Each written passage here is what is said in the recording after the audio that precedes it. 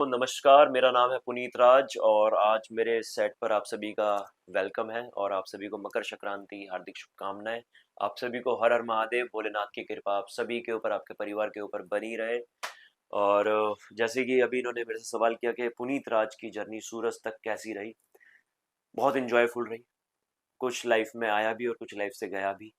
और सबसे अच्छी चीज़, इस जर्नी के अंदर मुझे सीखने के लिए बहुत कुछ मिला। कुछ लोग आए जो मुझे सिखा के गए, कुछ लोग मुझसे सीख कर गए, कुछ लोगों का साथ आज तक है और कुछ लोग हमेशा के लिए चले गए। लेकिन इस जर्नी को मैंने कभी हेट नहीं किया, सिर्फ एंजॉय किया, क्योंकि चॉइस मेरी थी यहाँ तक पहुँचने की और चॉइस इससे ऊपर भी है जाने की। तो अभी पता नहीं और कितना सीखना बाकी है और कितना सीख पाऊंगा और किस हद तक जाऊंगा, मुझे सीरियसली नहीं पता। बस मैं एक चीज़ जानता हूँ कि करने वाला मैं नहीं, मुझसे कोई करवा रहा है।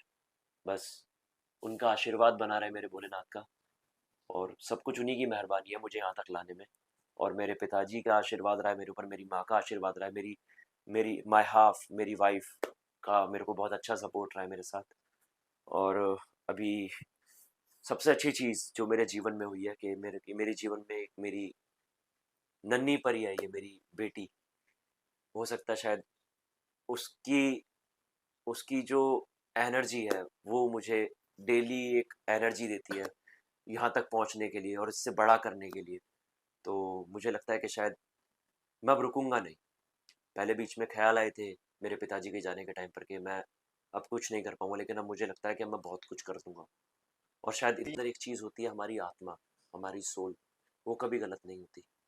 तो सूरज एक सोल की कहानी है जिसने सिर्फ और सिर्फ अपने प्यार को प्रूफ करने की कोशिश की है, वो एक अपने सच्चे प्यार को उसके मुकाम तक पहुंचाने की कोशिश की है।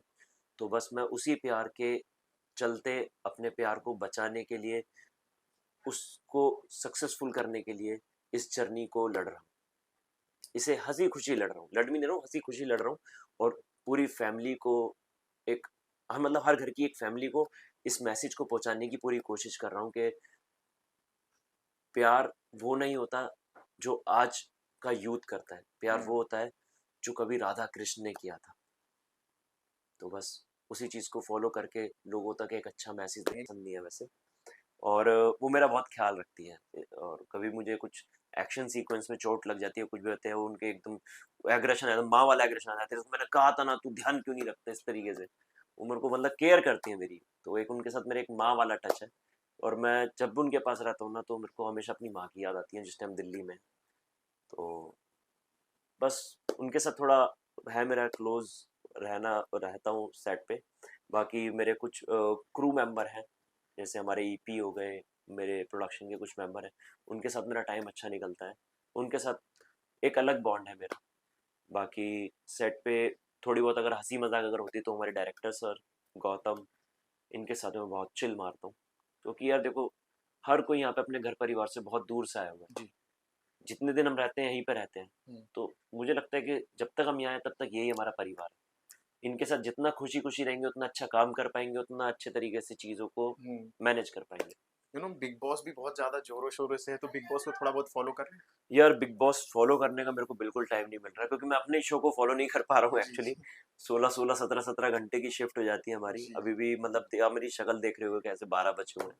कोई फ्रेंड है बिग बॉस में आपका? नहीं यार, मेरी वैसे खुद की कोशिश है बिग बॉस में जाने की, क्योंकि ओके, मुझे लगता है कि ऐसा मैंने कई लोगों के मुंह से सुना है। जैसे मेरी पहले एक को एक्टर थी पिछले शो में, पवित्र पुनिया, ओके। ठीक है, वो बिग बॉस से थी। गौतम भी बिग बॉस से हाँ, है, जी, जी, गए थे। करके आए हैं बिग बॉस। हुँ, तो मैंने जितना इन लोगों के मुंह से सुना है कि यार अंदर का एनवायरनमेंट ही कुछ और हो जाता है वहाँ। हुँ, चीजें ऐसी क्रिएट हो जाती हैं हुँ, कि वहाँ आप अपने आप को हैप्पी रख ही नहीं सकते हो, हुँ, क्योंकि वहाँ हर तरह के माइंड का आदमी आपको वहाँ मिलता है। बड़ा और मुझे ऐसा लगता है कि अगर बिग बॉस में अगर मैं गया, तो मैं पहली चीज इस नियत से तो जाऊंगा ही नहीं कि मेरे को वहाँ विनर बनना। हाँ, क्योंकि आप सिचुएशन में, अगर आप किसी सिचुएशन को टैकल कर रहे हो ना, अपनी रियल लाइफ में भी टैकल कर रहे हो, अगर आप उसे जीत गए, मैंने पहले भी एक इंटरव्यू में बोला था कि पैसा इंपॉर्टेंट नहीं है, हुँ, आपके माइंड का स्थिर रहना इंपॉर्टेंट है। जी, अगर मैं वहां रहकर उस घर के अंदर रहकर ये मैसेज दे सकता हूँ कि आप हर तरह के माहौल में, हर तरह की सिचुएशन में अपने आप को काम रख सकते हो, हर सिचुएशन को सिचुएशन के हिसाब से डाल सकते हो, पब्लिक में गलत मैसेज ना जाए जिस चीज़ का आपका, आपसे पब्लिक कुछ सीख पाए। हम्म। अगर आप ऐसा कुछ कर सकते हो तो मैं, अगर मुझे कभी बिग बॉस जाने का मौका मिला तो मैं इस चीज़ को फॉलो करने की पूरी कोशिश करूंगा कि जनता को ऐसे एनवायरनमेंट में जाकर एक अच्छा मैसेज दे सकूं। तो वहाँ पे सिचुएशन बिग बॉस अभी 18 तो खत्म होने वाला, 19 में हो सकता है आप जाना चाहें तो कबूल हो जाए। देखिए, अगर कभी ऐसा ऑफर आया तो मैं ज़रूर ट्राई करूंगा, और मैं कोशिश करूंगा कि उस घर में रहकर चीज़ों को अच्छा बेहतर बनाने की कोशिश करूं, सिचुएशंस को जो वहाँ हो जाती हैं, होती नहीं हो जाती है, हाँ। उन चीज़ों को संभालने की कोशिश कर सकूं, कोई। वहाँ जो टास्क मिलते हैं उन्हें एंजॉय कर सकूं। क्योंकि कई चीज़ें होती है ना कि आप एंजॉय करके करोगे तो आप सफलता पा जाओगे, जी। प्रेशर में करोगे तो हार जाओगे। तो मेरा हमेशा ना चीज़ों को एंजॉय करके, जीवन भी मैं एंजॉय करके जीता हूँ, क्योंकि मुझे पता है देखो जो होना है वो हम्म। होना है, जी। वो लिखा हुआ है, हम्म। उसे आप बदल नहीं सकते। तो बस मैं इस चीज़ पे ज़्यादा बिलीव करता अब तक का कोई फेवरेट है बिग बॉस में जो कोई गया हो? हूँ। यार मैं सच बताऊँ ना, मैं मेरी लाइफ में मैंने सबसे ज़्यादा जिसकी तरह बनना भी सोचा है ना, हाँ। वो मेरे जीवन में एक ही इंसान थे जो अब नहीं रहे, हम्म। रतन टाटा। ओके। अगर मुझे लगता है कि उन जैसा कोई है जो कर सकता है या करता हुआ इस जर्नी में दिख गया, तब मैं कह सकता हूँ कि हाँ यार, मैं इससे इंस्पायर्ड हूँ। नहीं तो इंडस्ट्री में है बहुत लोग, हम्म। ऐसा नहीं है कि ऐसा नहीं है, बहुत सारे लोग हैं जिनसे देख के मोटिवेशन आता है, कुछ करने का मन करता है। लेकिन हाँ, अगर मैं कुछ बियॉन्ड बोलना चाहता हूँ कि हाँ भाई ये बिल्कुल ही अलग है, तो वो मैं नहीं बोलता, पूरा हिंदुस्तान बोलता है रतन टाटा जी के बारे में। तो अगर मैं, कहते हैं ना, आसमान को देखोगे तब आप जाके सैटेलाइट तक पहुंचोगे। बराबर। तो मैं सोच रहा हूँ, अगर मैं उनके बारे में सोच रहा हूँ, अगर मैं उनका कहीं 10-20% किस्म भी का बन गया क्वालिटी ना, मैंने या। कुछ कर दिया, तो मेरे को लगेगा शायद मैं कुछ कर गया जी। अपने जीवन के अंदर। क्योंकि मुझे लगता है भगवान, अगर भगवान ने पुनीत एक बनाया है ना, हम्म। तो आपको भी एक ही बनाया है। बराबर। तो रतन टाटा जी को भी एक ही बनाया था। मैं कोशिश कर सकता हूँ उनके जैसा बनने की, उनके जैसा चीज़ों को वहां तक पहुंचाने की, बाकी ईश्वर की मर्जी। लास्टली सर अपने ऑडियंस। आज तो मैं बस क्या ही बोलूँ, मैं अपने डैड से बहुत रिलेट कर गया।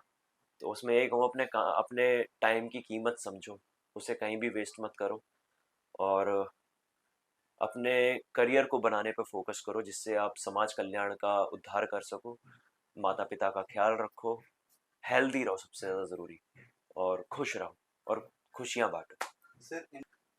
यार रोल मॉडल मेरे फादर थे मेरी ज़िंदगी में, मैंने कभी इंडस्ट्री में ऐसा सोचा नहीं, मैं सच बताऊँ ना, क्योंकि मैं आज इंटरव्यू में बड़ी बड़ी बातें कर दूंगा, और कल जाके किसी इंटरव्यू के मेरे मुंह से कुछ गलत निकल जाएगा, तो मुझे इन चीज़ों से ना बहुत डर लगता है। क्योंकि मुझे ना पसंद नहीं है कि किसी भी चीज़ के बारे में मैं गलत बोलूँ या गलत सुनूं। क्योंकि ना हम जिस फैमिली से बिलोंग करते हैं ना, हमारे यहाँ का ना खून थोड़ा सा ज़्यादा ही गर्म है। तो वो बात अलग है, अब जीवन में कंट्रोल करना सीख गए। लेकिन हाँ, इतना ज़रूर कहना चाहूँगा कि जिस दिन जीवन में किसी को रोल मॉडल मानूंगा अपने फादर के बाद, या जैसे मैंने रतन टाटा जी के बारे में बोला, अगर इनसे ऊपर मुझे कोई दिखेगा अपने जीवन में, तो मैं उसका खुले बिंदास नाम लूंगा और बताऊंगा और उनसे मिल के आऊंगा। अ, ऐसे एक्टर तो हमारी इंडस्ट्री में बहुत सारे हैं जिनसे जिन्होंने अपने जीवन में बहुत कुछ अच्छे काम किए हैं, बहुत अच्छे सिनेमा बनाए हैं। और मैंने कभी, लेकिन ये सोच के मैं सिनेमा में नहीं आया था, मैं थिएटर, बाय एक्सीडेंटली मैंने थिएटर ज्वाइन किया था। और उस थिएटर के बाद जब मैंने वहाँ पब्लिक की क्लैप अपने लिए देखी थी, उस क्लैप ने मेरे को इंस्पिरेशन दी थी कि यार तू जीवन में कुछ करे या ना करे, लेकिन ये जो आज तेरे सामने इतनी सारी तालियां बज रही है ना, वो मेरे को यहाँ तक लेकर आई। और मैं चाहता हूँ, उस दिन एक ऑडिटोरियम की तालियां थी। मैं अगर, हाँ, ये कहना चाहता हूँ कि अगर मैं जीवन में, मेरा कोई ड्रीम है वो ये है कि जिस दिन मेरी कोई बड़ी फिल्म, मैं इस लायक बन जाऊँ कि मेरा कोई सिनेमा इतना बड़ा बन जाए कि लोग मेरे सिनेमा को देख के ना पूरा इंडिया ताली बजाए। ये मैं चाहता हूँ, ये मेरा सपना कि प्ले कर रहे हैं, है जी। तो क्या आपको लगा था कि इस भूत से लोगों को इतना प्यार होगा कि हजारों हजार कमेंट आते हैं सर? ये पहली दफा है कि ऐसा हो रहा है कि भूत यार से लोगों को इतना प्यार है। मैं सच बता रहा हूँ, अगर भूत से सच में इतना प्यार कर रहे हैं, आई मीन मेरे को इतना प्यार मिल रहा है, तो मैं आप सभी का दिल से शुक्रिया अदा करता हूँ। मुझे नहीं पता मैं इतना डिज़र्व करता भी हूँ अभी, मैं बस अपनी मेहनत कर रहा हूँ, अपने माता-पिता के आशीर्वाद के साथ, अपने गुरु महाराज के आशीर्वाद के साथ। बस मैं चाहता हूँ आपका प्यार इसी तरह मेरे ऊपर बना रहे, आपका विश्वास बना रहे, और मैं पूरी कोशिश करूँगा कि मैं आपको और अच्छा करके दिखाऊँ अपने